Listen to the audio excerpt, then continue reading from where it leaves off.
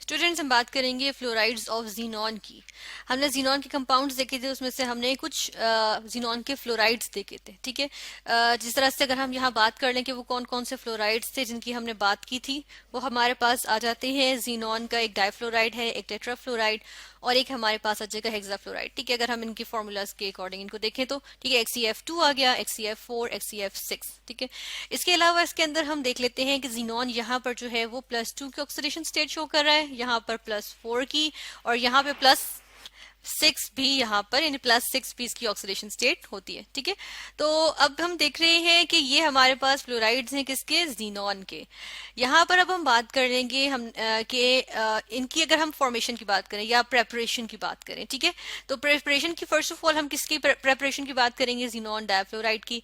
अच्छा, होता क्या है, ये जो फ्लोराइड्स ऑफ जीनॉन है ये सारे के सारे जो है इनको हम क्या देख सकते हैं कि ये जो होते हैं वो डायरेक्ट इंटरेक्शन से बनते हैं। यानी कि जीनॉन का जो है वो किससे इंटरेक्शन होगा, फ्लोरीन से इंटरेक्शन होगा, फ्लोरीन गैस के साथ। ठीक है। और डायरेक्ट इंटरेक्शन से, डायरेक्ट कॉम्बिनेशन से हमारे पास जो है वो क्या आ जाएगा, फ्लोराइड ऑफ जीनॉन आ जाएगा। ठीक है।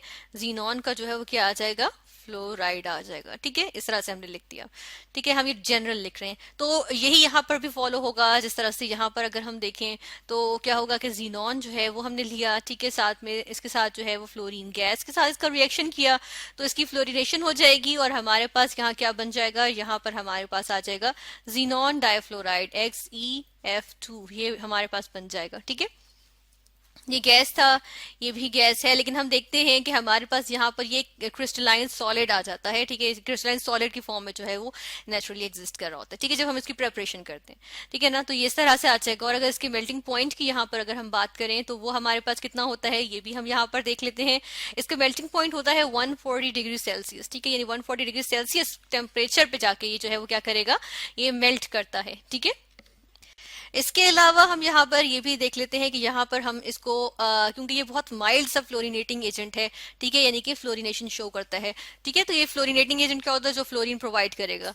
अब यहाँ पर देखें, होता ये है कि ये जो हमारे पास HCF2 बन रहा है, जीनॉन डाइफ्लोराइड बना है, क्योंकि ये हमने कहा कि माइल्ड फ्लोरिनेटिंग एजेंट है, तो इसको हम ऐसे वेसल्स में हम इसको स्टील के वेसल्स में या इस तरह के आयरन के वेसल्स में इसको हम जो है वो कैरी नहीं करेंगे या स्टोर नहीं करेंगे, बल्कि इसको हम निकल के वेसल्स में स्टोर करेंगे। ठीक है। और हम ये देखते हैं कि यहाँ पर जो इसकी हमें जो यहाँ पे कंडीशंस प्रोवाइड करनी है ना, उनको हम एक इनके ऊपर यहाँ पे एक नजर डालते हैं। और ये होगा कि यहाँ पर हम बेसिकली क्या करेंगे, जो फ्लोरीन है इसको हमें बड़ा रिस्ट्रिक्टेड रखना पड़ेगा। ठीक है, इसकी एक लिमिटेड सप्लाई होगी, इसलिए क्योंकि देखें अगर ज्यादा फ्लोरीन से एक्सपोज होगा तो ये XeF2 जो है ना, ये आगे क्या करता है, XeF2 जो है ये आगे से जो है वो हमारे पास क्या चीज बना लेता है, ये आगे से जो है वो XeF4 बना लेता है। ठीक है, जिस तरह अगर ये XeF2 है और इसका हम आगे रिएक्शन देख लें कि ये क्या करता है, अगर मजीद फ्लोरीन हमने ऐड कर दी, ठीक है, मजीद फ्लोरीन पास कर दी, यहाँ पर इसको प्रोवाइड कर दी, तो क्या होगा, हमारे पास यहाँ पर जो है वो मजीद रिएक्शन हो जाएगा। ठीक है, फ्लोरीन के साथ। और हम देखते हैं कि हमारे पास यहाँ क्या बन जाएगा, यहाँ पे हमारे पास जो है यहाँ पे मेंशन करेंगे XeF4 जीनॉन टेट्राफ्लोराइड जो है वो बन जाएगा। ये भी हमारे पास कलरलेस क्रिस्टलाइन सॉलिड होता है। ठीक है, इस तरह से आ जाएगा। और हम देखते हैं कि यहाँ पर अगर हम बात करें, जब हम मैन्युफैक्चरिंग की बात करते हैं ना, तो उसमें एक प्रॉपर रेशो रखते हैं। ठीक है, यहाँ पर तो हमने ये देखा ना कि इस तरह से बन रहा है, लेकिन अगर हम इसको डायरेक्ट किस तरह बनाएं, जीनॉन का रिएक्शन करवाएं फ्लोरीन के साथ। ठीक है, ऐसे भी तो हम बना सकते हैं ना, जीनॉन टेट्राफ्लोराइड, तो उसमें हम जो है वो इनकी रेशो क्या रखते हैं, हम 1:5 इसकी रेशो रखते हैं। ये यानी कि हमें फ्लोरीन इतना प्रोवाइड करना पड़ेगा कि हम जो है उसको प्रॉपर जीनॉन को फ्लोरिनेट कर सकें। ठीक है, तो ये फ्लोरिनेशन प्रॉपर इसी सूरत में हो सकेगी। ठीक है ना। और इसके अलावा हम ये देख लेते हैं कि इसका जो हमारे पास मेल्टिंग पॉइंट आता है, क्योंकि हमने कहा ये सॉलिड होता है, तो इसका जो मेल्टिंग पॉइंट आ जाएगा वो क्या होता है, वो भी हम यहाँ पर मेंशन करते हैं। वो हमारे पास आ जाता है 114 डिग्री सेल्सियस। ठीक है, ये हमारे पास इसका मेल्टिंग पॉइंट आ जाता है। नेक्स्ट हम देखते हैं कि यहाँ पर भी हमने एक प्रॉपर रेशो मेंटेन की है, जिसकी वजह से उस रेशो के ही हम रखने की वजह से हम जो है वो XeF4 यानी जीनॉन टेट्राफ्लोराइड जो है वो अटेन कर सके हैं या अचीव कर सके हैं, इसको प्रिपेयर कर सके, है ना। तो हम ये देखते हैं कि अगर हम मजीद फ्लोरीन प्रोवाइड करते हैं, फ्लोरीन गैस मजीद प्रोवाइड करते हैं, तो जाहिर सी बात है इसकी भी आगे फ्लोरिनेशन हो जाएगी, है ना। तो ये अगर इस तरह फ्लोरीन टेट्राफ्लोराइड है और इसकी हम आगे मजीद जो है वो क्या कर दें, फ्लोरिनेशन कर दें। और यहाँ पर अगर हम बेसिकली बात करें तो जीनॉन का अगर हम डायरेक्ट रिएक्शन करवा रहे हैं, क्योंकि एक ही ये कड़ी चल रही है, अगर हम इसको ये एक ही हम देख रहे हैं रिएक्शन की कड़ी है, ठीक है, सीरीज है। अगर हम जो है बात करते हैं जीनॉन के फ्लोरीन के साथ डायरेक्ट इंटरेक्शन की, ठीक है, तो हमारे पास क्या होगा कि हम जीनॉन हेक्साफ्लोराइड जो है वो हासिल कर लेंगे। जिस तरह यहाँ पर भी हम जीनॉन हेक्साफ्लोराइड हमें हासिल हो जाएगा इस तरह से, ठीक है, क्रिस्टलाइन सॉलिड।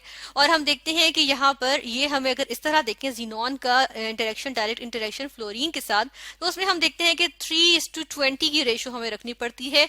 और यहाँ पर हम जो है वो अच्छा खासा यानी कि ऑलमोस्ट 6 एटमॉस्फेरिक प्रेशर तक, यानी 1 के बजाय ऑलमोस्ट 6 एटमॉस्फेरिक प्रेशर तक भी जो है वो हम क्या करते हैं, इसको जो है वो हीट प्रेशर डालते हैं, ठीक है। ये बल्कि 6 नहीं 60 की बात करेंगे, अराउंड 60, ठीक है, 50 to 60 एटमॉस्फेरिक प्रेशर, ठीक है। चलें यहाँ पर हम नहीं लिखते, हम जस्ट प्रेशर लिख रहे हैं, ठीक है। और इसके अलावा हम यहाँ पर जो है वो इसको हीट भी करेंगे ताकि ज्यादा से ज्यादा इंटरेक्शन हो सके जीनॉन और फ्लोरीन गैस का, ठीक है। और ये हम 300 ऑलमोस्ट 300 डिग्री सेल्सियस तक इसको हीट करेंगे तो हमारे पास इस तरह से आ जाएगा, ठीक है। और इसको हम यूजुअली स्टेनलेस स्टील में, वेसल में, कंटेनर में जो है वो इसको रिएक्शन को कैरी आउट करते हैं।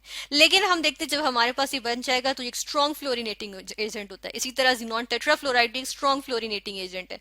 तो लेकिन जो जीनॉन डायफ्लोराइड था वो माइल्ड फ्लोरिनेटिंग एजेंट था। फिर हम ये देखते हैं कि यहाँ पे हमारे पास ये रिएक्शन हो जाएगा, जीनॉन हेक्साफ्लोराइड बन जाएगा, ठीक है।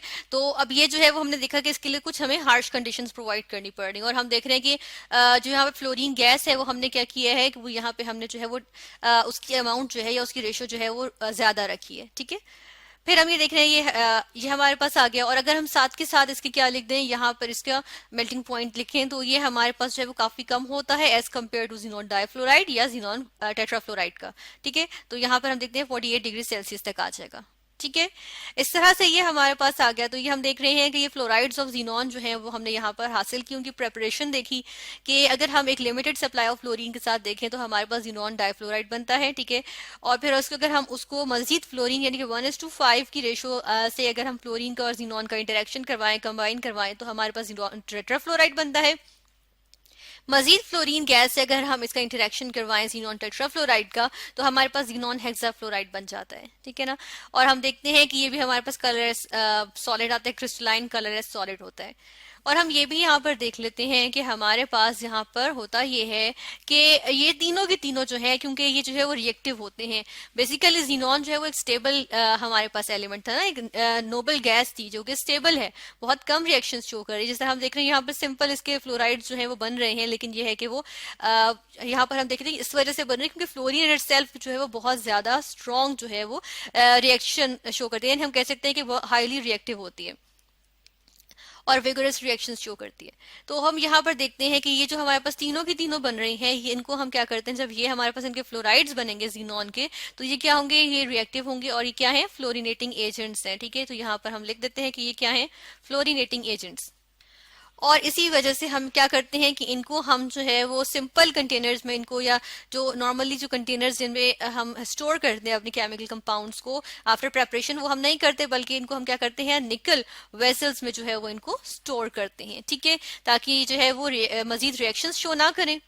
तो यहाँ पर हमने बात की फ्लोराइड्स ऑफ जीनॉन की, और हमने देखा कि इनको हम direct combination of xenon and fluorine gas इससे भी प्रिपेयर कर सकते हैं। और हमने देखा ये तीन हमारे पास फ्लोराइड्स हैं, xenon difluoride, tetrafluoride and hexafluoride.